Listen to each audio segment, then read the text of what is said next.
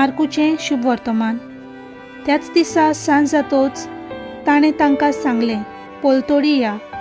आनी त्या लोकांक सोडून ताका आसलो तसो होड्यांत व्हेलो.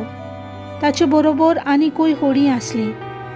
तेन्ना एक मोठो झोडपो सुटलो आनी ताणें ल्हारां होड्याचेर फुट्टालीं आनी होडें उदकान भरोंक पावलें.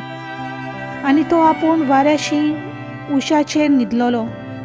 तांणी ताका उठोवन म्हणलें, गुरुजी, आमी मरतांव तें तुका कांयच पडूंक ना. उठून ताणें वाऱ्याक बेश्टायलो आनी दर्याक म्हणलें, गुपचूप थंड जा.